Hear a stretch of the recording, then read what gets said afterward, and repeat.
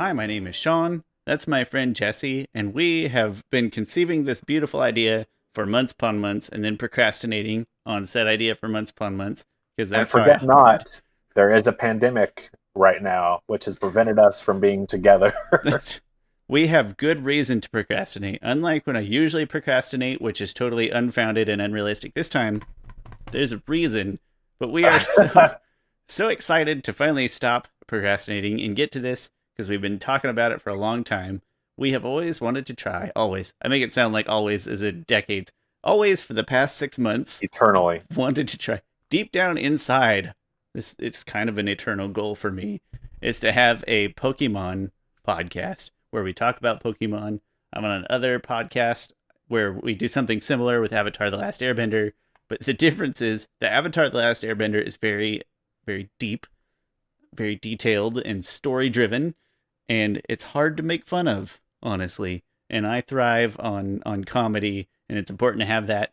And that's why I think that Pokemon is going to be a prime candidate for a podcast. And my friend Jesse, it was actually his idea initially, and he's a huge Pokemon fan, and I think he's going to enjoy making fun of Pokemon with me. I'm looking forward to making fun of Pokemon with you. There's also the benefit, Sean, of Avatar gives us 3 seasons if you exclude Legend of Korra. Meanwhile, has gone on for a literal eternity. So, one thing Sean and I have discussed as, people who loved it a lot growing up, you're growing up and you eventually get to the age where it's hard to keep up with it because you're trying to do all of the other things. And some of you did a much better job at that than we did, but we are very, very behind on the Pokemon franchise. So one of our thoughts with this podcast is it would let us catch back up, or at least we're never going to get caught up probably, but at least we can bring Not with ourselves that further attitude. Come on, along. Jesse. If I could just block out maybe a year and not go to work or use the bathroom or eat, I could probably get caught up. I'm still gonna go to the bathroom. I'm still gonna eat. I would skip sleeping and work though, absolutely, to get caught up on See, Sean's Pokemon. not as committed as I am. I'm I gonna blow out my bladder for this. No, because I love food, first of all, and second of all, because food has repercussions, Jesse, and I'm not willing to deal with those in that way. But you mentioned, I guess that is really cool about Pokemon is that now we're in a stage where the popularity has spiked because the generation that liked it originally now has disposable income within the Our past 10 kids, some years. of them, And then, but now, and it's still relevant in a new way. It's not just parents bringing back these old video games and crap I have back here. Like, right? look, Timmy, this is what I played when I was young. It's like, no, Dad, this is still the same Pokemon going on, the same universe. That's how long it's been going on. And so much as full disclosure, Avatar is my favorite show. Legend of Korra and Avatar together. That is my favorite show. It's my favorite series. Beautiful story. I'm shameless plug for my other podcast. But what is fun about It's a good Pokemon podcast. is, well, thank you so much. I love doing it. And again, the show deserves it. It deserves all the podcasts in the world. But what's fun about Pokemon is that it has just universally lived on and continued to grow in every possible way. And also that, as I mentioned, it's not the most serious subject matter, which is great and suits me to a T. But I think what you're leading to before I so rudely interrupted, you'll get used to that, interrupt people out on podcasts, not on purpose, is that why we wanted to do the podcast, why it was important to us, what it's so much easier given the choice to do something or to do nothing. I love doing nothing. That's my preference. So something is driving us to do this thing. Why is it so important to us that we're going to try to dedicate time from our lives to go back and sort of relive these childhood experiences, get caught up through modern day? Why is it important to you, Jesse? Well, I think for both Sean and I, and not to speak for him, it was exciting to have the Gala region. I can't speak. But Gala most was my recent, guess. I don't know though. yeah, the most recent region, um, and just being excited to have it on the Switch are the Let's Go Pikachu, Let's Go Eevee, and seeing it in a new format. And it's so cool that you continue to have these new regions, but while you're there, you still get like Pikachu or Charmander or Squirtle, and these Pokemon that you know and love from your own childhood, um, that mean the world to you still. I was telling Sean, and I only found this yesterday. I have been so desperately searching for what got me into Pokemon, which is this amazing video that the Pokemon Company made for Toys R Us, which features it's a live action woman, Ash's Aunt Hillary, which is crazy as hell. I didn't Um, realize it was a live human pretending to yes, be Ash. there's three. There's three live humans in Oh this short goodness. video, and I remember my mom bringing home this VHS, and she's like, "I don't know what this was, but they were giving it away for free as part of like a promotion back in 1998 Oh, before we this call it child started." cocaine, and we're giving it Yes, away for free. It's a gateway yes, cocaine. it is fantastic though, and I remember, plopping it into the VHS in 1998 and being transfixed about Ash's Aunt Hillary telling me about her nephew, and he's 10 years old and he's about to get his Pokemon license and go into the world. And I remember being so transfixed, probably because in 1998 I was 7 or 8, so I was almost 10 years old, and that there's a world where this 10-year-old could go out on his own with these amazing pocket monsters to battle and raise and fight. And it's just the coolest thing. And my sister and I, even before Pokemon, before we got our hands on like Red and Blue, when those video games came out later that year, we were already playing, pretend as if we had Pokemon. We didn't really know what they were even for yet, That's besides this adorable. VHS. Yeah, it was so cute, and now I'm still just as, as I mentioned already, uh, took a little bit of a break. Not that I didn't love Pokemon. It's just eventually there was so much of it and there were other things going on in my life. And now I found my way back to it, and I am just as excited as I was back in 1998. Fun twist. Aunt Hillary actually on Ash's dad's side. Yeah, who knew that? No, I would love to watch that video someday. That would be astounding. I'd love to see You it. should. It also includes Ash's science teacher, this black guy who explains how Pikachu works. Like And electrically or how yes, Pokemon work? Okay. electrically. Okay. Uh, and then you get Misty's best friend who complains about Ash the whole like 5 minutes she's on there. It's Misty a doesn't very have friends. weird That's a lie. collection of characters. That's what I thought too. She is too mean. She She's is too too big of a mean. brat. No, even brats have friends sometimes, I think. I'm very jealous. I can't wait till hopefully you'll have the opportunity to dig this video up so we can watch it. I would be enthralled by this video. So Jesse, one thing I want to ask you, we both kind of alluded to the idea of a going away phase or a falling out phase. Again, not for any distaste or anything like that, but things happen. I was just curious if you'd share kind of when yours occurred. Yeah, I think it was right after the Hoenn region. At least that was um, the last video game I remember playing. And I don't know. I think it became too much to keep up with. And I think they moved from, the Game Boy Advance to the Nintendo DS. And I think at that time I had already committed to like the PlayStation. So I was like focused on those kind of video games. Um, and I just sadly left Pokemon by the wayside. I think if I had been able to They're still continue, there for you, Jesse. They they didn't leave your are. side. They didn't abandon me the way I abandoned them, which is heartbreaking. Um, but I I also think if I had been able to, and then you get older and things start going on like even like Saturday mornings when cartoons would normally be on, when you'd catch Pokemon. So eventually I only made it as far as I think even Johto. I don't think I made it into the Hoenn region with the anime.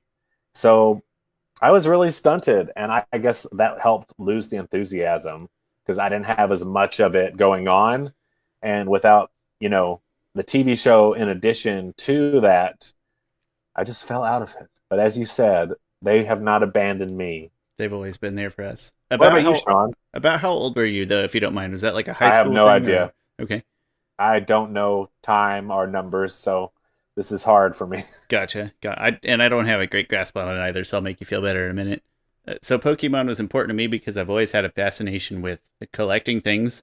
First of all, trading cards, in video games, it was a perfect cross section of I loved JRPGs. So I loved the video games first, and then the collectible aspects of the card, and I didn't touch the show till quite a bit later, and I was also way behind on everything.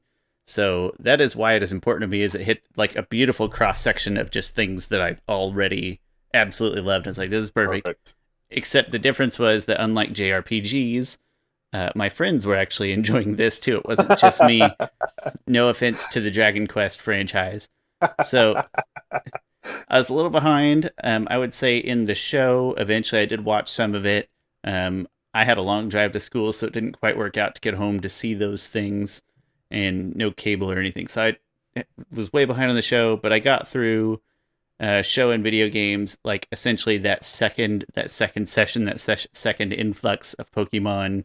To this day, Pokemon Crystal is my favorite, and I played that on the Game Boy Color.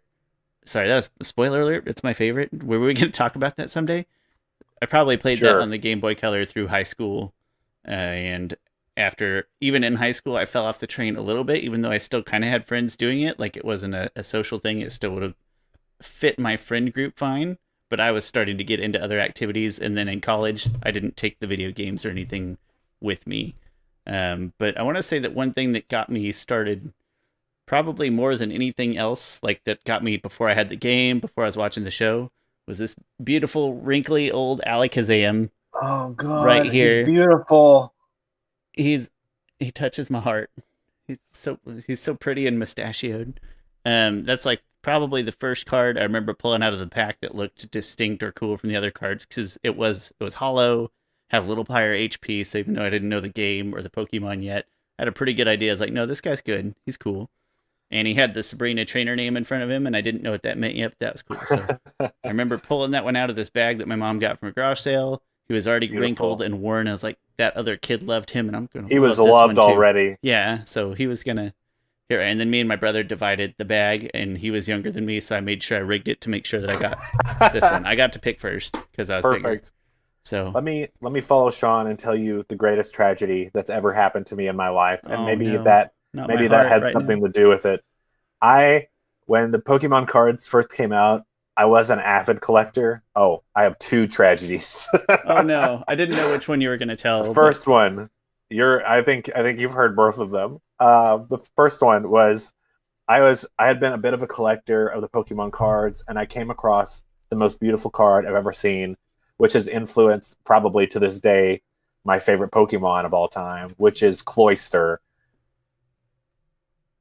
That's not the one. Actually, that might be the one. That might be the card that I desperately loved so much.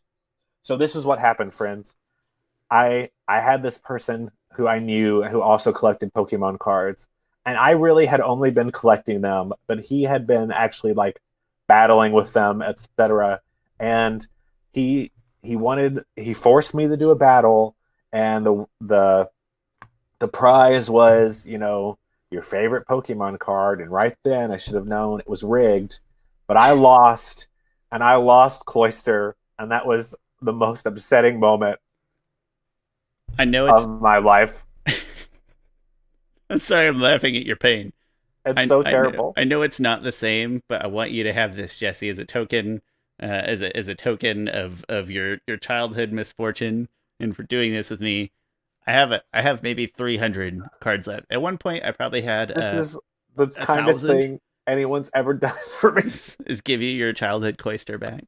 It's not the same one. I didn't knock off. I don't any care. Kids. I'm so happy. I wish I would go back and punch that kid square in the face today. Jesse now is not Jesse then. I would beat the shit out of that kid for that Cloyster card. I would do it today to a 10-year-old to get that Cloyster card back. God damn it! 20-something-year-old Jesse, I won't give away I your would age, go to prison for this. I threatened to punch a baby yesterday, so I know where you're coming from. A fake baby, not a real baby. So at one point in time, I had like 3,000, 2,000 to 3,000, give or take, and I've turned it down to 300. I don't have any memories that powerful with any of these 300, but I'm going to pretend that I do as an excuse to not get rid of them. So I would love to deliver Cloyster to you the next time that we're not stuck in our homes. I would love that. God, You're breaking my heart in the good way. But breaking your heart in the sad way, you have another sad story to tell, I think. I do have another sad story, Okay, and we're it's gonna have to put like a when big alert on this. Like, I listen, this know episode is a tragedy. tearjerker. It's Trigger gonna. warning: crimes against your childhood. Um, my mom, when I was in college, like the first year, had a yard sale, and the most frustrating thing about this is we lived in the middle of nowhere. So like it seems like no one would even come to that yard sale, but they came, and my mom, like the stupid bitch she is, offered up not only my Pokemon cards, but my Yu-Gi-Oh cards, all of them gone in the blink of an eye. Brutal. Oh, there you go. Actually, as we talk Sorry, about I'm this, still laughing because you called your mom a stupid bitch. it's true. And the brutal truth of it all is, as we're Oh my talking, god. I'm realizing the dark truth about why I fell away from Pokemon. And the dark truth is, I think at that point in my life, I might have liked Yu-Gi-Oh more, which is shocking to me now. But I think I did. I'm so sorry for that crime. Um, I'm sorry. Yu-Gi-Oh for days, right here. Oh God! Yu-Gi-Oh for days. And hey, I run when I play for real. Okay, I don't play Pokemon, but I'm actually, which it's weird because I'm a big trading card game fan. The I card I game was know hard. I know The enough Yu-Gi-Oh about card Magic. game was easy. Yu-Gi-Oh is easy, and Magic is my favorite because it is sort of the most easy to pick up, like hardest to master, but easiest to pick up. I love Yu-Gi-Oh. I love Magic. I run Zombie Deck, so that Book of Life there, that was an early inspiration Yes. for me. Love them zombies, which is ironic because I despise zombies in all other forms of media because I'm scared and I have nightmares very easily. I love Toon World. I'm a Toon World man. I blame Pegasus is such a Maximilian. great I character. blame Yeah. Maximilian Pegasus both for my sexuality today and my Blame or obsession thank? with I think Toon you mean World. thank, Jesse. I think I maybe the evangelicals are right. Maximilian Pegasus made me gay. I'm pretty certain. But I'm straying too far away. I shouldn't have walked into Yu-Gi-Oh. This is a Pokemon podcast. No, but it's fine. It still fits in. I'm playing Yu-Gi-Oh on the Switch right now, and I have, in a weird way, I have retained a better relationship with Yu-Gi-Oh because I played the game. So I didn't stick with the TV show at all. As I'm playing through the game, by the way, I'm sorry, Yeah, and it's a tangent, but I love the TV show. it's okay, and these are It's so related. terrible. I don't think anybody's going to be upset at us for jumping from Pokemon to Yu-Gi-Oh to Digimon. Like it's not that it's intertwined necessity, but that's an important part of our life. That's why just we're think we talking about love. this. But Yu-Gi-Oh, I'm playing through the game, and you literally play through the seasons of the TV show. It's a beautiful Switch game, by the way. Beautiful, not graphically beautiful, Mhm. in that you get to relive your childhood exactly how you would want to. And I was thinking to myself, hey, I wonder when I'm going to get to a point where I won't recognize the characters anymore because I will have stopped watching the show. And it Uh-huh. turns out is exactly at GX when like all the characters grew boobs. Oh, Just every see, one of that's them. also They all got hot. They all grew boobs. It was so uncomfortable. I told my wife, I was like, I don't understand what happened, but this suddenly everybody is sexy, and I don't know that's weird to me. hey, some of the original Yu-Gi-Oh characters were sexy. My Valentine, Mako, that fisherman Make it dude, up, but I don't like hot as fish hell. or oceans, so Mako wasn't of Are interest to me. men, Uh, so I guess I always liked the bad girl motif, so I was big on Mai. But then in that second GX season, it's like it wasn't even certain motif. It just every character was a female character that had boobs, oh and the yeah, it's guys just maybe not the quite as generation attractive you as them. get to. Yeah, but Eventually, that happens. so that was a weird tangent. But I'm really glad we had that Pokemon talk has because that withstood that. what's that? Pokemon never entered a stage where all of the women suddenly became It did not. incredibly It stayed sexual. pure, and It did. It did. well, except for Brock as a person. But that's what Brock was. He was like the outlet for that kind of Except for behavior. Brock. And so then you didn't have to acknowledge it in the rest of the show. That's right. I would And also it say was that maybe because brutally Ash didn't punished. grow up, maybe that was part of it, that he See, didn't that's a mature as good a. point. I don't know. I'm shooting in the dark there. That's a good idea. What great memories. I'm glad you See, let me. we're super excited for this because we love all this and it almost feels like our childhood. I mean, because of our own fault. It's not like someone forced our childhoods to stop. But it Right. feels like we're getting to relive and continue them on, which is a lot of fun for us. I will blame college for stopping my childhood. Like when I had to get a job and you had to make money and face those pressures, and then you force yourself to set some things aside. But as you can tell from I live in a closet. This As is my Sean fun space. set things aside. This certain things, only a handful of every single thing I ever owned.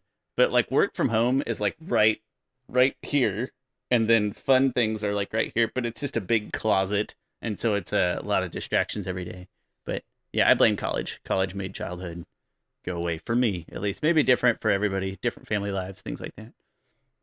It's No, I don't know. unfortunate we have to grow up and work. Yeah, it's a shame. Sean and I work together, by the way. I We mean, not that for anyone else is going to watch for this besides people that we know, but for still. one more day, we work together. For one more day, I'm free, and he's not. The only thing that would help make me feel better is if we were in the office together tomorrow, so I could give you this cloister.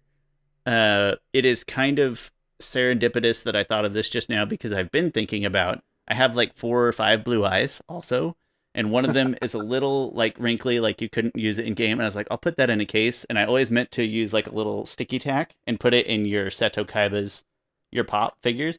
I always meant to use a little sticky tack and put it in his hand. That would Just be great. like the slightly older, so it wouldn't ruin anything, but still would be Kaiba's right over there. still would be cute. But then we haven't gone back to the office anymore because hashtag That's true. 2020. So We used to work 10 feet away from each other, and now we haven't seen each other since March. in a row full of the snarkiest, most beautiful work pirates you could possibly imagine. Some of them, though, we told them about this idea, and 1 or 2 of them said, "That's stupid." Can you guess who the first one was, Sean? Those Anyway. people are younger than us, Jesse. They don't have the long ties to it. They don't appreciate good art. They don't. I know which 2 said it was stupid, and they would say most of our ideas are stupid, and that's why I love them. That's why they're fun. That's why they're great. I'm But, gonna sit work pirates. They're work pirates because we get things done, but they're also very grumpy sometimes. That's true, and there's also the risk of scurvy. Lots of one thing. Sorry, one thing that we're like one of our big goals for this podcast is that Sean and I, like, the largest goal for us is we want to be able to keep going, and this is a good way to keep us accountable and like continue watching the show and talking about it with one another. I get so jealous because I follow all these amazing people on Twitter who they weren't like us, I guess, and they didn't puss out at the first opportunity. And they like know it and they're caught up on everything. And I'm just so jealous. And I have like these huge gaps in my knowledge where I'll talk to some of them like from the current games and I'll go, who's this Pokemon? And they're like, oh, they've been there since, I don't know, Unova. I don't even know if that's saying that correctly. That's how behind I am. That's a great. I know that I said, hey, Jesse, we should keep this to X number of minutes, and that it's going to be my fault that we're like before that many minutes before we even start talking about the episode. I'll take the blame for that. I've got to edit it, so, punishment for myself. But I got to ask then, like, what was there a thing that brought you back into it? Because for me, it was like Black and White, that series.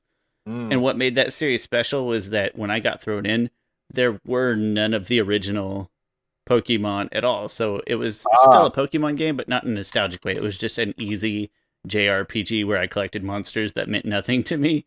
And the whole time I thought, these are so weird. And then when I went back and played Crystal, I was like, you know what? It was always pretty weird. Yes.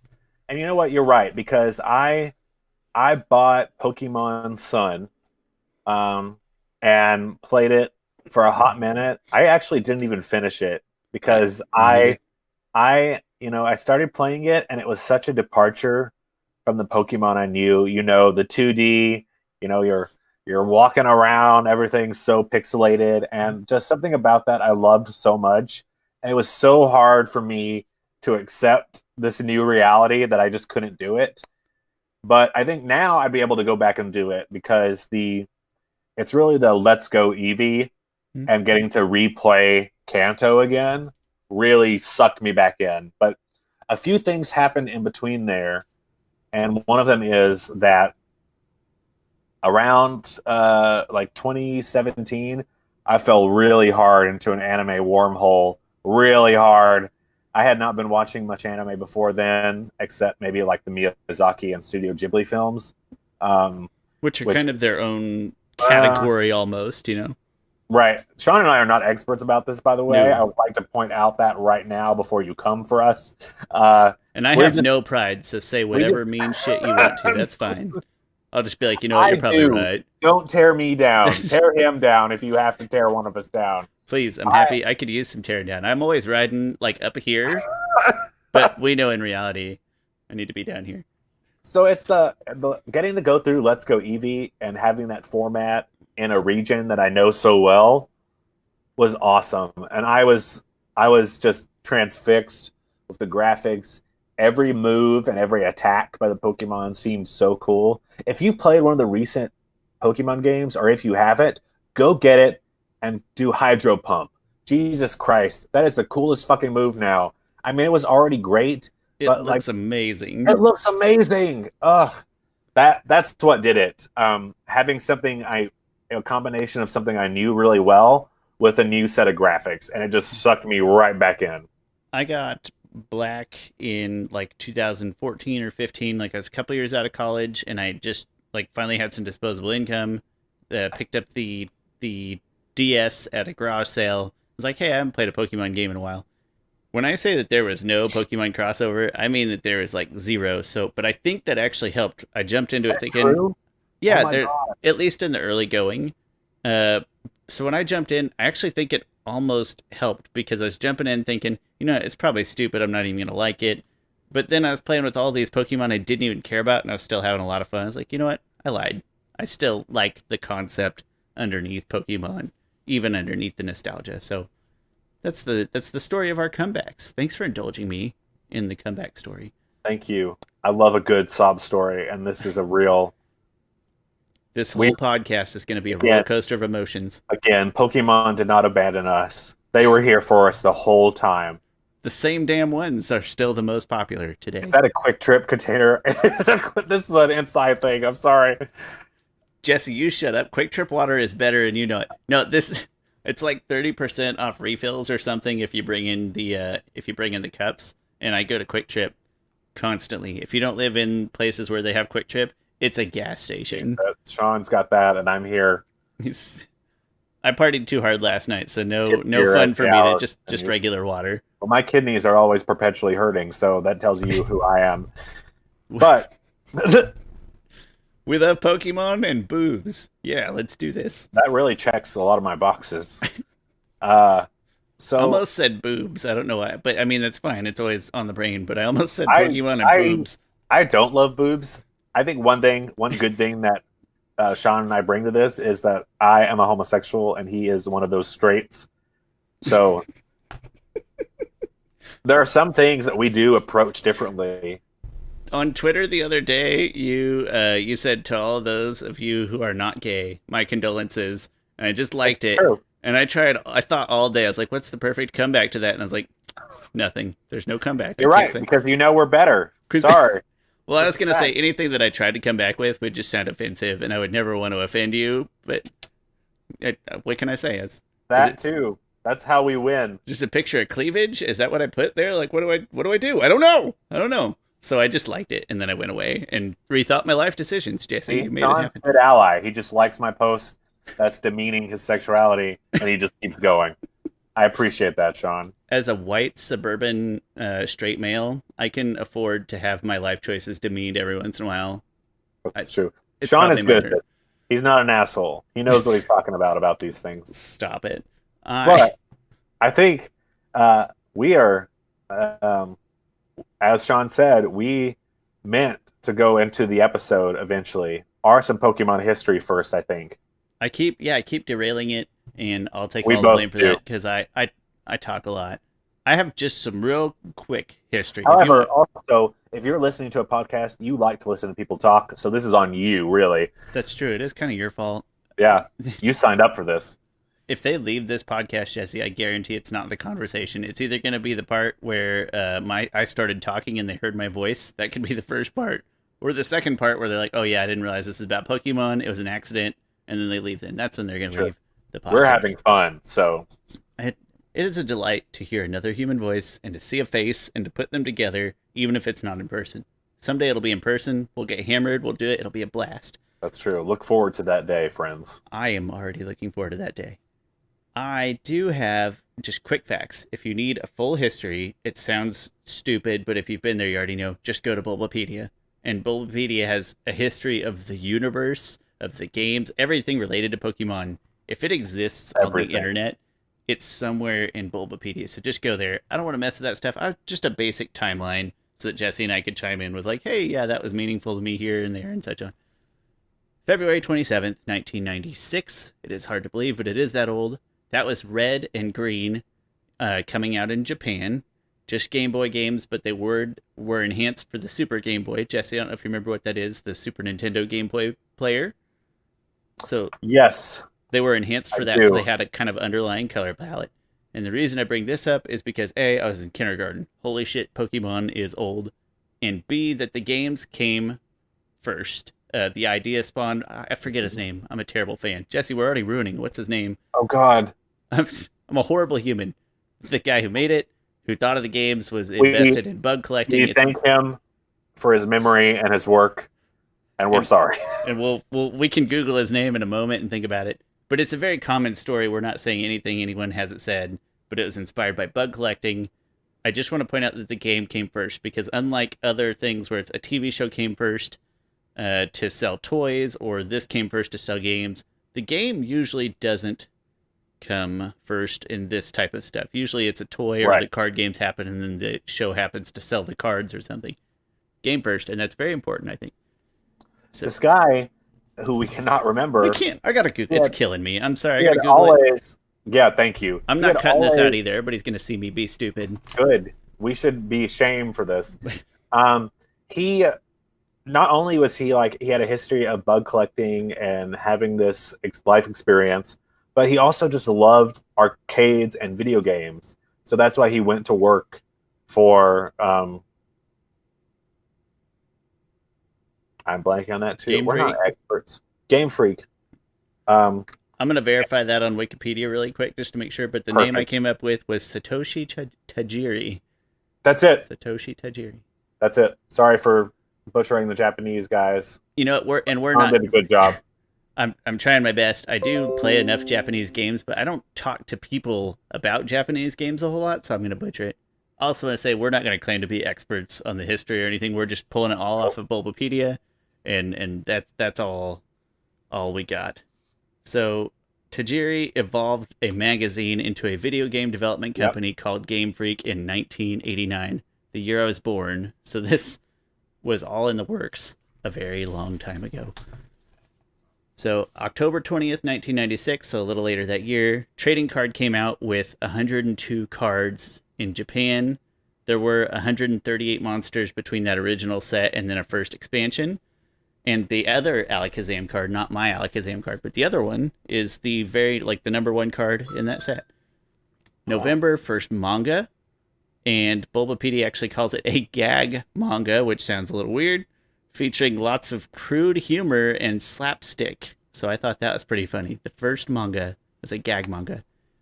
April 1st, 1997, anime series, still in Japan. And then eventually, in a more common manga, probably the one that Jesse is reading right now, came out in October 1997.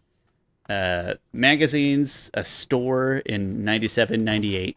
And then finally, in 1998, September 1998, we got the anime and the games. Got the trading card game a little later. The manga finally came here. That first one, again, I think you're reading right now, about a year later, September 1999. So we got everything, whereas a slower build in Japan, it all turned around really, really fast in America. Ghost.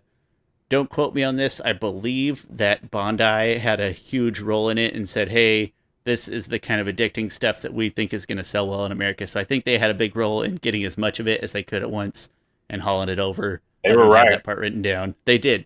Again, crack cocaine for children is what it is. Yeah. So as we go through this podcast, I'm sorry, Jesse, do you have any history. I can't pronounce words. Do you have any history to add or anything that you would have liked to hear date wise? No, Just wanted to none give a quick. others.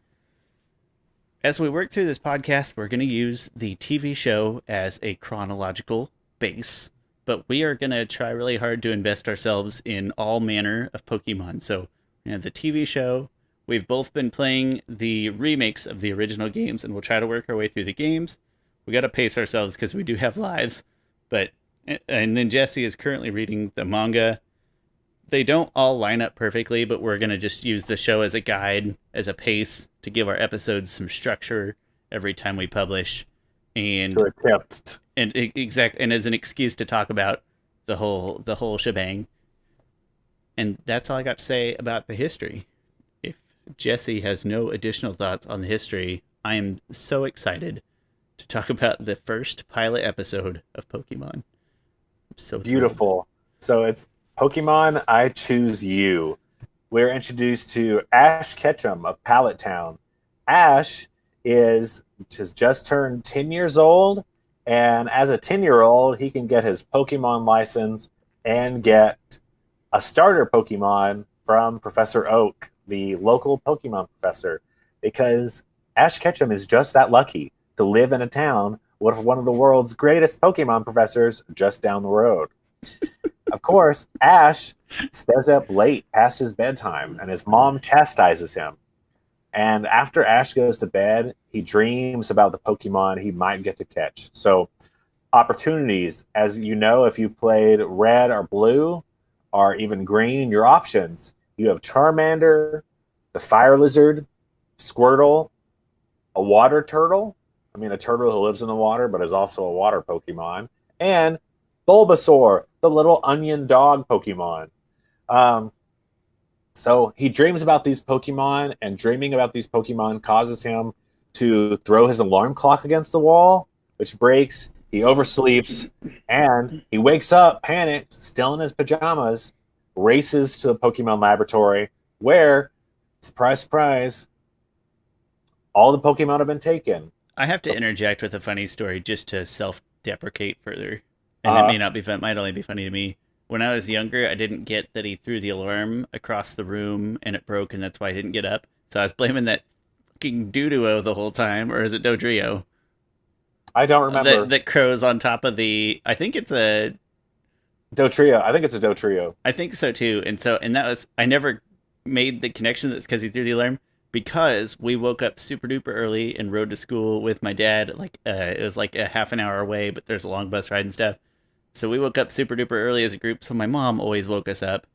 And so I didn't have an alarm till I was like in Where high was school. Ash's mother? She was so worried about this. I just thought about that, and I have a bone to pick with her. I tangented. I apologize. Go ahead and pick Anyway, back up. I'm sorry.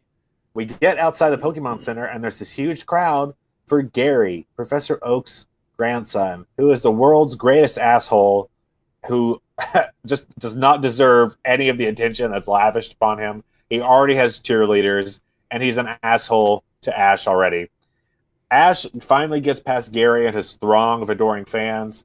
Professor Oak, as he is a bit of a bitch, and, lets Ash, this precious 10-year-old who's dreamed of nothing but becoming a Pokemon master, go through each of the Pokeballs to discover they're all gone. Of course, Ash is brutalized. He wants a Pokemon. So Oak says, well, there is one more, but it does have a bit of a problem. And this electrifying introduction is Pikachu, the electric mouse Pokemon, who turns out to be a bit stubborn. Not only does Pikachu not want to live in its Pokeball, Pikachu is not that keen on Ash as its potential trainer.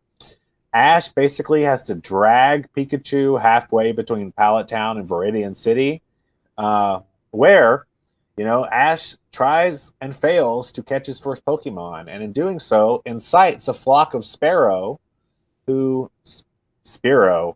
Not Sparrow. That's Sparrows the real live much less version. Scary, yeah. They are very much less scary. And Spearow, the flock of Spearow, of course, chases Ash and then turns its attention to Pikachu, hurting Pikachu, and Ash, in one of his good moments, takes Pikachu, runs away, ends up crossing Misty, The first time we see Misty, all we know at this point is Ash steals her bike. So we meet Misty briefly. Ash tries to escape from the Spearow. He is unsuccessful, and he gives this great monologue to the Spearow in a tree. He just refuses to let them not know that he is Ash Ketchum of Pallet Town, and he is going to catch all of them. And the Spearow fly at him, and Pikachu, and this is the first time we discover that this Pikachu, for whatever reason that's never explained, is no ordinary Pikachu. This Pikachu is a fucking nuclear bomb. And you mean they didn't explain that in your promotional video in the Science of Pikachu? Why this Pikachu was extra sparky? They don't. And I want to know why, because I do too. Later on, of course, we find out that this Pikachu is so valuable that Team Rocket is obsessed with this one electric mouse. But anyway, getting ahead of myself. So Pikachu saves Ash and Pikachu, and Ash prepares to continue to take Pikachu into Viridian City to the Pokemon Center, where, following the thunderstorm, looks up and sees a Pokemon, a beautiful Pokemon above a rainbow, who we will not learn the identity of until the next land. So that's it in a nutshell. We don't know what happens to Pikachu in that first episode. All we know is that Pikachu stood up for Ash because Ash stood up for Pikachu, and it seems like their relationship is headed in the right direction. It's because Pikachu heard that killer monologue. He did. It moved Pikachu's little Pokemon heart. So let's exchange some thoughts about this episode, chat. Would you like to go first with some thoughts on this one? My largest things I've already mentioned. His rival Gary is a great asshole, and I hate him very much, and I don't understand why everyone is flocking around him, and he has cheerleaders everywhere, and he travels in a convertible with the cheerleaders with him, and there's some nepotism going on there, I suppose, because his grandfather is a famous Pokemon professor. How it is so weird to have a 10-year-old boy surrounded by women driving around in a convertible. Well, it's an anime, I guess. Being an asshole. You're right. Maybe in anime it's not that weird. We talked about Pegasus. Okay, so Pegasus, good villain, good story, nice motivation. Villains in Digimon, for example, often not super strictly defined, but very lore-driven, very tight, and very good.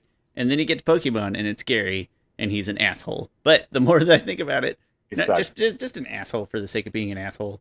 But I do think maybe he's more like Seto Kaiba. Maybe that would be a more fair comparison.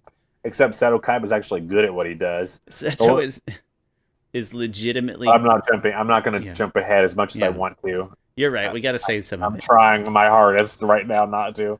But know early on that, Gary is just an asshole for the sake of being an asshole. That's it.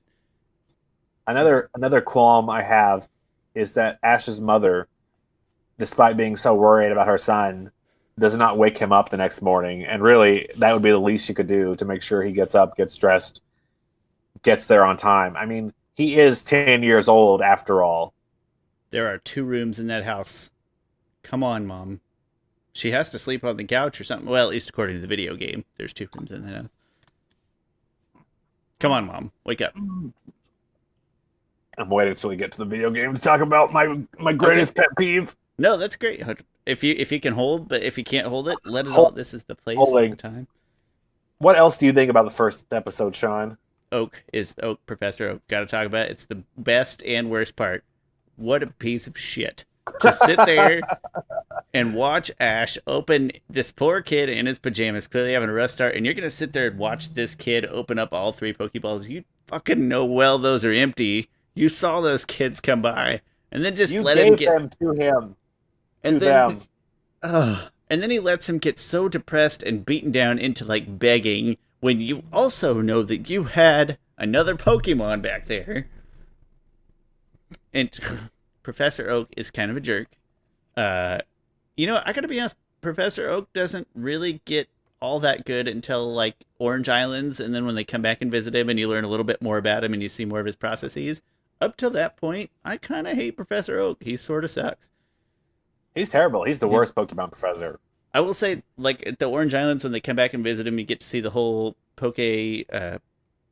Preserve, I guess. And all That's those true. Tauros that Ash caught, that's kind of funny. Later episode, he gets more relatable eventually, but his choices are crap. And then the so the Spearow hurt Pikachu, but then Ash also does steal a bike, and I thought that was funny. Is as a kid, it's like, Mom, if my dog was hurt, I'm gonna go steal that chick's bike and ruin it. I remember being really weird about that. And then I was also remember being vividly upset, as I know we all were, that Pikachu just destroyed a crowd of Spearow, and Ash couldn't catch one of them. One? Even when Pikachu, shocks that first Spearow, He torched them all. Just grab he had a it. Come chance. on. He had a chance to catch it before it even called for the other Spearow, but no, of course not. Why would Ash be successful ever? You were trying to catch Pidgeys with a rock, and then your Pikachu does a tremendous job without your help. If you can't tell, we're not big fans of Ash Ketchum. I try to remember that he is 10, and then I think, what was I doing at 10? Well, chances are that my nose was bleeding every time I got near chlorine because I was a weird kid. So a 10-year-old out in the real world just trying to survive on his own is hard. It's hard. I guess he knew, like he was trying to catch the Pidgey. He got the concept. He knows what he was going to throw the rocket, hit the Pidgey, throw the ball. This is done. You just throw the ball. You don't have to throw the rock or anything. It's done. Throw the ball. Throw the ball. I am glad in the TV show, I'm glad that the Pokeballs are not disposable as they appear to be in the games. Disposable Pokeballs sound weird. One use only? That's weird. That's nice. I want to take a slight derivation here to point out in the manga, which I know I'm not saying right. I don't care. The main character is Red, like one of the options you could choose to name your character in the first video games. He's so fucking cool. In the very first 2 pages, he catches a Nidorino instantly, has no problem. Not but Ash Nidorino is just shitty as hell. And he's been planning for this his whole life, apparently, and can't even catch a Pidgey or a Rattata, which we see also. He's got the 2 easiest Pokemon that drive you crazy as hell in the first, in the first routes you go on in the video games, and he can't even manage to catch one of those. It as a child, it was infuriating. As an adult, at one point, I maybe tried not to care so much, and then the more I thought about it, the more I cared, because he was watching Pokemon on TV. Yes. And I'm trying to think of a good analogy here, but it'd be so I watched basketball for as long as I can remember. Basketball and football. Football is very complicated. I'll give you that. But basketball, you can, just from watching TV, even at a young age, you can probably get the idea that the ball needs to go through the hoop, and then people clap for you, and you like that because you're a child and you like that positive feedback. And so if somebody gave you a ball and put you next to a hoop, you'd probably try to put it through to get the positive feedback. Ash has been watching Pokemon his whole life, presumably. He's got a room full of crap. It looks like my room full of crap. Throw the damn ball! And this is a constant frustration with Ash. He never reminds himself that he also is supposed to be catching Pokemon ever. Unless the idea of actually catching it is some ill-conceived harebrained scheme that isn't a normal way of catching a Pokemon, that's when he decides that he wants to catch whatever Pokemon that might be. Yeah. For such a long time, he is not a good Pokemon trainer. Not even a little bit. Not.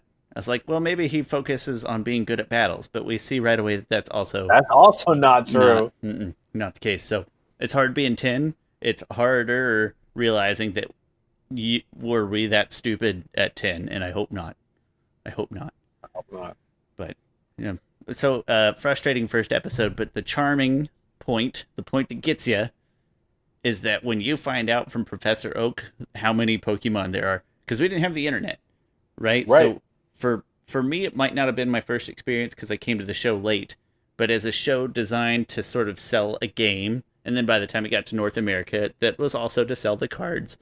That was your first introduction to there's 150 of these bastards out there. And so then if you weren't hooked on the show already just because it's charming and bright colored and goofy, now you're hooked on it like as a source of information pre-internet. So I Yeah. absolutely have no issue. That's my dog out there going crazy at a squirrel. Sorry about that. So I have And no issue seeing why it grabbed, think how millions many of children. Pokemon you see in that first episode. You see so many different types that you don't get their names. You don't get the only Pokemon like names you get are the Pidgey. Well, actually, I guess you get a few, but then we see like Sandshrews, we see Mankeys, we see a Ho-Oh, a fucking legendary bird, I, is that Ho-Oh? Is that his name? magical. What? Oh, I said it's magical. Uh, the in the I'll tell you. I'll talk about it when we get to the game. I don't want to jump the gun. I'm jumping the gun again. Damn it! That's fine. I don't want to. Go ahead. I didn't know, even after all these years, I didn't know that along that initial route in Fire Red and Leaf Green that you could go catch a Mankey along Victory Road. Like I don't. It pissed me off that I was learning that just now. It's like I never went over there and tried to catch a Mankey before. That is so depressing. But also the reason why we're doing it now, doing this now, with the power of the internet to help us. We're not going to miss anything this time through. Gonna get it all. Gonna catch them all. That's Gotta catch them all. yeah. I don't know why I didn't say that first. Nice plug. Thanks. So weird episode, but I mean I totally see, even through all the frustration I remember experiencing as a child, but at least as a child it was like a good teaser. I can't wait to see him catch his first Pokemon. I can't wait to see him win his first battle and stop being stupid, and seeing him tell Pikachu to do something and Pikachu not just bat a Pokeball back at his face. So I absolutely get it. Wild episode. Do you want to move on to the game, or do you have any final thoughts on the episode at all? No, I'm excited for next week's episode.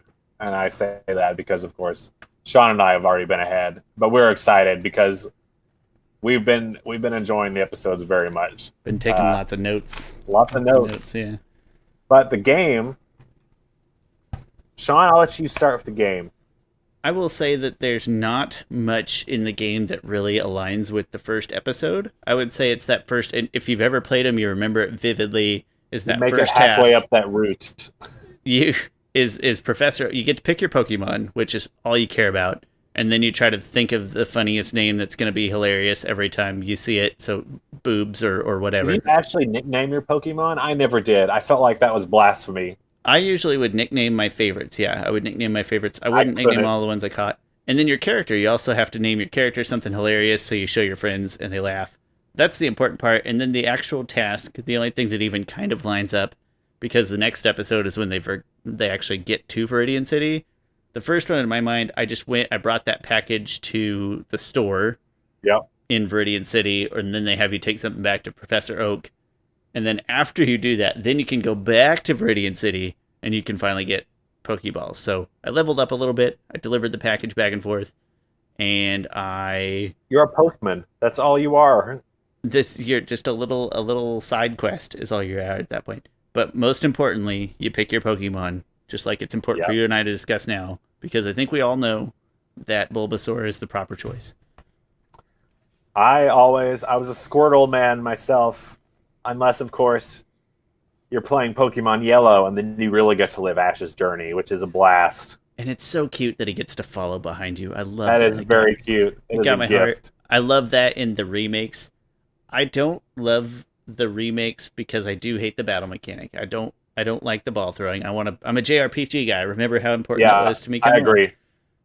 And so I didn't love that. If I'm going to catch a Pokemon, I got to weaken it first. I do. I want to hit it just right. And I like Pokemon Go, but as Pokemon Go, I want those to be separate experiences. But in the remakes, I love that you can pick the Pokemon that gets to follow you out of the Pokemon. And I always stick with Eevee because he looks like the cutest little dog. But I love it. It's great.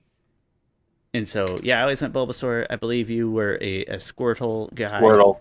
I like Leech Seed a whole lot. It really bails me out in some of those early. As Sean knows already, my Pokemon type, I'm an ice type through and through. And I can't choose an ice Pokemon off the bat, but later on I can teach Blastoise, Blizzard, and Ice Beam, which makes him an ice Pokemon as far as I'm concerned. In here, he becomes an ice Pokemon. He does, in his heart. The leech seed I use so because I overpower Bulbasaur right out of the gates because that's how I play JRPGs. All of them. I like to get OP, but then you have a hard time catching Pokemon Yeah. unless you just let leech seed do its work, and then you use those stupid status effect moves that nobody ever uses, Right. just to waste the time. And then eventually you're gonna catch that Pokemon. It's gonna happen. So That's gonna happen. I maybe Bulbasaur not so much because he looks like an onion frog dog, more so that leech seed is that valuable of a move. So yeah, great. I did. And you, any other thoughts on the video game, like what, how that might equate to the TV show, if that's the right part to stop on? I just want to point out the consistency with while you're in between Pallet Town and Viridian City, you see the most annoying motherfuckers, and that's all you see. You see Pidgey, you see Rattata, because even in that little short, that's all you see until you get to a little past Viridian City, like Victory Road, like Sean said. You're lucky enough to find a Mankey, maybe a Finally. Bellsprout in the next like path beyond that. But in that first stretch, it's just those stupid birds and mice, and it's so frustrating. Just like Ash, Just it actually, yeah, that's a beautiful pretty carryover. close. I've convinced myself that in my old age, I do not have time to mess around. So when No, I play this game, I keep the wiki open to see the max level Pokemon that I'm going to catch in any given patch, and I ah, don't catch one until it is that high. I'm not going to waste time leveling that's a these little good point. bastards up, okay? And then I also have a pretty good idea from memory, not so much from the wiki, but which ones, like if I go, 2 or 3 more hours of gameplay down the road and I'm going to catch the Yeah, evolution, like I'm not yeah, going to bother evolving my Pidgey. I'm same. just gonna OP my Bulbasaur and let him evolve, and I'll worry about a Pidgeotto a separate time because I do have to catch them all. I won't play unless I try really hard to catch them all. But I'm gonna efficiency, or I gotta stick with efficiency. I'm old, gonna die soon, Jesse. I gotta keep things fast. I would like to point out one thing that I'm going to bitch about every time we talk about the video game is Please. that there is a housing problem in the video I'm games. so There are glad you pointed this out. 2 houses in Pallet Town, and yet there's like all of Professor Oak's lab assistants. So he's got these unpaid interns Like probably 10 sleeping of in the those fucking slaves just basement. running around in there. Yeah, but it's a notorious problem in the games. Bless you. Thank you. And I'm going to bring it up every single time we talk about it. So be prepared. These are unpaid interns. There's nowhere to live. What are they doing? What are they? It's criminal. It's not Final Fantasy. They don't have tents in their back pocket, okay? Exactly. There are so many housing and labor violations going on in the Pokemon world. The other complaint building into that you mentioned earlier, we should bring back now, is the idea that, like, instead of a house with rooms, like in Ash's house, there is a upstairs and a downstairs, and that's it. We don't see where mom sleeps, and There's no bathroom. nothing. There's There's never kind a of a bathroom. kitchen. There's a kitchen, I think. Some of the more recent games have actually given the houses like there are other doors and stairwells you can't Sun and go out. Moon gave some So doors you're in this. like your imagination can work with you, but the Mm-hmm. early games are like, That imagination is still like better though. That's still yeah, it important. is. It's way better. Last maybe minor complaint is that thinking of Ash throwing rocks, I made a note here and I kind of forgot I made this note. Throwing rocks at animals, is that like an early sign of a serial killer maybe? So it's really good. Okay, we gotta bring this back up when we get to the Safari Zone because that is something that has always bothered me. A little uncomfortable. Yep, A it little is. uncomfortable. It's fucking messed up. Quit throwing rocks at the Pokemon. Especially for a kid that seemingly loves Pokemon so much. Yeah, Like he puts his heart out for him and then you're gonna stop throw it. rocks at its head? Come on, But of kid. course, we're not going to delve too deeply into this philosophical vein because we know we have to fight them and hurt them to capture them. So Which we don't want to go too far down this rabbit hole because we're not going to like what we find. and it's a rabbit hole that like every Pokemon podcast is probably touched at some point. But I'm gonna say it's something like if you voluntarily pick a fight with another human and you're sort of entering into a literally nonverbal contract but with another human. Whereas if it was something of a totally different not even species, because Pokemon of different species would fight each other, but like if something way bigger and scarier than you started throwing rocks at you without your prior knowledge, that to me seems a little sketch. That's true. I don't. That's the best comp I can come However, up there with. are some Pokemon that I would definitely throw rocks at to get them to stay away from me. A Oh, Gyarados in real life? Fuck no. So I you stay in that water and don't you come near me. I don't like water in general, so I don't have an issue with water Pokemon. I want them in my party because I gotta catch them all. But I don't like bodies of water. I'm not a fan. Can't do it. So, what a So I great guess I guess that's great for the game and the episode. And as Sean said, the big thing we want to do is, use the episodes to lead us along. So it's often going to be us just talking, way more than the content allows. Because as you saw, like this with this episode, quite a bit happens, but sometimes they just stay in one place. And like it's the opposite is true sometimes with the video game, where like you don't even make it up the first route. You just get halfway up there. Anytime there's a cave or a dungeon where in the show they're just going to blow through Mount Moon in half of an episode, like 10 minutes. And then in the game, you got to catch everything, got to grind, got to fight every goddamn Zubat in the place. It's a little disproportionate. But to wrap up, what I probably interrupted Jesse saying, sorry again, is that we do also want to try to tie in some manga, which Jesse has been reading, which sounds super badass. I don't know anything about it, so I'm going to let Jesse talk us through however much he wants to talk through. I do know that the other day he showed me that Ash had who did he have cut another like zombie Pokemon just in half, like a zombie Arbok, and he had his Nidoran just cut it in half or something like that. Yeah, cut it in half. In half. I'm pretty sure that Arbok died. I mean, it was already dead if it was a zombie, but it probably died. That one was again. not a zombie. That one was a regular Pokemon that he What? cut in half. He Okay, killed so When we killed the real Pokemon. Yes, when we get further along, I'm going to talk about certain scenes from that because it blows my mind. Also, Red is so much cooler than Ash because one, his number one Pokemon is a Poliwhirl that he met when it was a Poliwag because it saved his life because he was drowning. Ash is and early on, rocks. It evolves into a Poliwrath, and of course, it kicks the fucking ass of everyone it encounters. And I love that. Give Ash us more like Poliwrath. Rocks at Pidgeys, and this kid's favorite Pokemon is like, I want this super hyper evolution of this Pokemon right here. I do really want to see. I don't want to read it because it's probably only in Japanese. But the idea of that original gag manga with lots of I know. humor I and would love to see comedy, that too. I want. I didn't know about that until you mentioned it just a moment ago. I imagine it didn't come here, but we're gonna dig it up and at least look at hilarious pictures. We're gonna find it. Yeah. But for now, I'm gonna shut up and let you talk for once and walk us through a certain portion of the manga that you feel is appropriate. I think that's it for now. I don't want to give anything else away because they the first volume moves through things really quickly. So I think the only other thing I'll say is that in this version, Red gets there late like Ash and ends up breaking into Professor Oak's laboratory, which is odd. And he gets caught, and it's a whole big mess. But the end goal is the same. He still walks away from there with a Pikachu. That's a nightmare. And, Red and that Pikachu finally connect.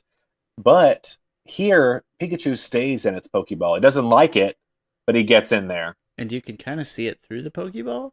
It is so strange. I messaged Sean to show him that Pokeballs in the first volume, at least, you can see straight through the top of them. So you can see the Pokemon when they're holding them, and it's so strange. A little weird, but also easier to tell. I always wondered how Ash told when he... Yeah, did he have how a little do you Sharpie know on what's there? in there? I have no idea. So seeing through kind of makes sense, Makes but also sense. makes it sound like a little bit embryo or something. That's kind of weird. Yeah. So did he catch the Nidoran in this first chunk that you've mentioned, or is that still down the line? He breaks in, gets his Pikachu? That's true. He catches that Nidoran immediately. It's like the first interaction you see of Red. Does he just throw a ball at it? He doesn't even fight him. He just throws the ball. Done. He's playing Pokemon Go. That was a foreshadowing into the future. He was way ahead of everybody. But he takes care of it so fast, and Ash, as we said, can't even catch a Pidgey. Ash, you worthless. In the words of Michael Scott, Ash, you ignorant slut. You outrageous. Ash is terrible. He is. He's the worst. He gets better. He does. Unlike other characters, he doesn't grow in age, but he does learn things. He takes things with him. It's not a Homer Simpson, Peter Griffin scenario where every time you come back, you're looking at the same idiot you were yesterday. Right. You're looking at an idiot ages, who has acquired knowledge. He does. And I'm very jealous of that because I never did. Excellent. Parting thoughts? Final wrap up from our whole episode, or let's wrap up open your hearts real quickly with Sean. My question for you is: if you have to choose one Pokemon to have, and it's the only one you can have, who is it? Alakazam. I thought so. So the card, of course, and then it's probably the card's fault, but I have always, and also the early games where it was broken, but that psychic type Pokemon and any of the cards with the purple background, just a good, deep, scary purple, always mysterious. So something psychic, first card has nostalgia. He's got a great mustache. Alakazam. Yep. Mm-hmm. You know what? And I like a strong, independent woman. So Sabrina, that helps too. How about yourself? And we'll get to Sabrina. Well, as I said, mine is Cloyster. Cloyster all the way. Bring me that terrifying bivalve from the depths of the ocean. He's terrifying, but also cute. He's kind of pulling off both. He's not terrifying like some Pokemon later on actually get. He's cute, terrifying. That's true. I just enjoy how Shelter goes from this dumb clam to this terrifying oyster. It's one of my favorite things. I just got done with the episode that I'm watching in real life. So I'm, 50 or 60 in. And the episode where they're trying to figure out why Shelter changes shape when he clamps on to Slowpoke's tail.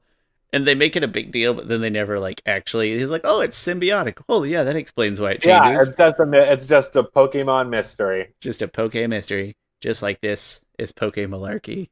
That's the first time. Have I said the name yet? We haven't said it until now. I was just thinking that. Sorry. I wanted it to be a big reveal in the middle for those people that just click on it without reading it. PokéMalarkey rolls right off the tongue in my opinion. I love it. We had a lot of fun discussing names, and then we got to this one. It just felt right. I was very happy with it. It just kind of sums up our just kind of general nonsense attitude about what we're doing. And also, Pokemon is filled with a ton of malarkey, so it's just what you get. All right. This has been wonderful. It has been great. I have to go find that first manga so I can read it and not read it. So I can look at pictures between Japanese text and report back to you. And then Jesse has to go. Can't wait. Jesse has to go and level up his Squirtle so that he can teach Blastoise Blizzard. That's true. That's what I'm working on. This has been PokéMalarkey. My name is Sean. That's Jesse. We had a lot of fun doing this, and we look forward to trying it again. Talk to you later. See you next time.